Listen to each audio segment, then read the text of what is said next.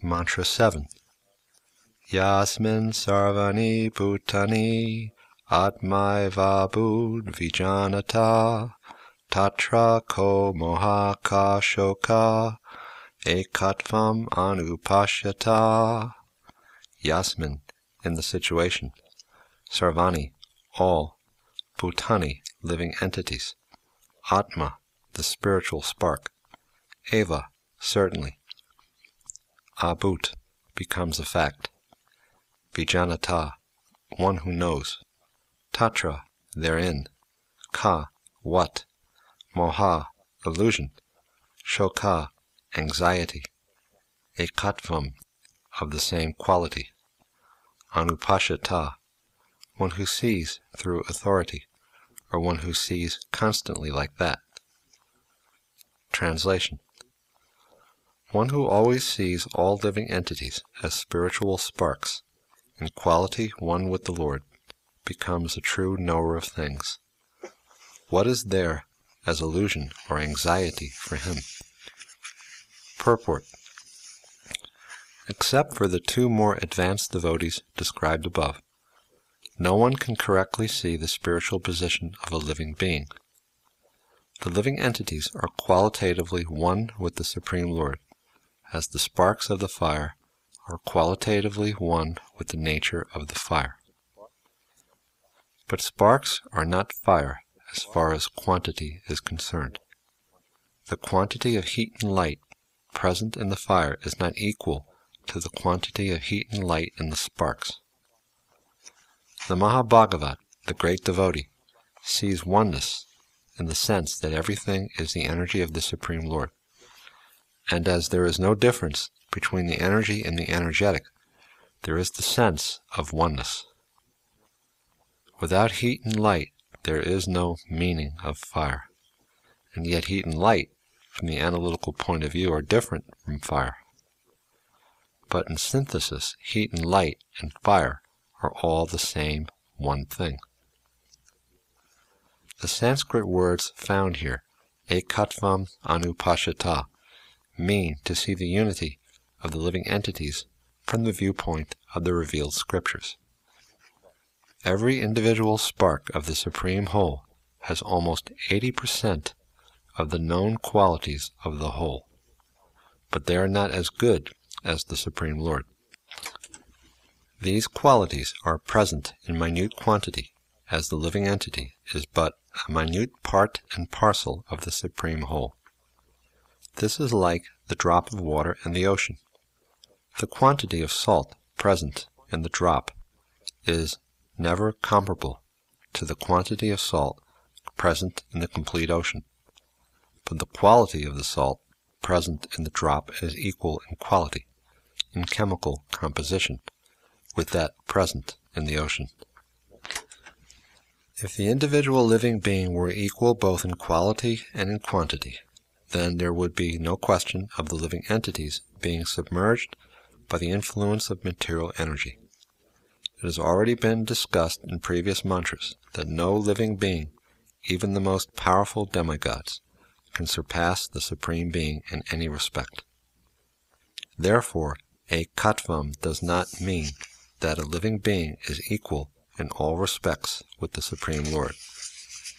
It means, in a broader sense, that there is one interest, just as in a family, the interest of all the members is one. In a nation, although different individual citizens are there, the national interest is one. Therefore, the living entities, being parts and parcels of the same Supreme Family, the interest of the Supreme Being and that of the parts and parcels is not different. Every living being is the son of the Supreme Being, as it is said in the Bhagavad Gita. All living creatures, including birds, reptiles, ants, aquatics, trees, and so on, all over the universe, all are emanations from the marginal potency of the Supreme Lord, and therefore all of them belong to the same family of the Supreme Being. There is no clash of interest in spiritual life. The spiritual entities are meant for enjoyment. By nature, by constitution, every living being, both the Supreme Lord and each different part and parcel is meant for enjoyment eternally. The living beings who are encaged in the material tabernacle are also seeking enjoyment always, but they are seeking their enjoyment on a platform which is not meant for them. Aside from this material world, there is the spiritual platform where the Supreme Being is enjoying with His innumerable associates without any trace of material qualities. That platform is called Nirguna. On the Nirguna platform there is no clash of enjoyment. Here, in the material world, there is always a clash between different individual beings, because here the center of enjoyment is missed. The center of enjoyment is the Supreme Lord, who is the center of the sublime and spiritual rasa dance. We are all meant for joining Him and for enjoying life with one transcendental interest and without any clash. That is the high platform of spiritual interest, and as soon as such a perfect form of oneness is realized, there can be no question of illusion or lamentation. Maya, or illusion, means a godless civilization, the result of which is lamentation. The godless civilization, sponsored by the modern politicians, is always full of anxieties, and that is the law of nature. No one can surpass this law, as is stated in the Bhagavad Gita. Only those who surrender at the lotus feet of the Supreme Lord can overcome the stringent laws of nature. If, therefore, we wish to get rid of all sorts of illusion and anxiety, and create unity of all diverse interests, we must bring God into all our activities. The results of our activities must be used to serve the interest of the Lord, and not for any other purpose, because only by serving the interest of the Lord can we feel the Atma-bhuta interest mentioned here in Sri Isopanisad. This and the Brahma-bhuta interest mentioned in the Bhagavad Gita are one and the same thing. The Supreme Atman, or Soul, is the Lord Himself, and the minute Atman is the living entity.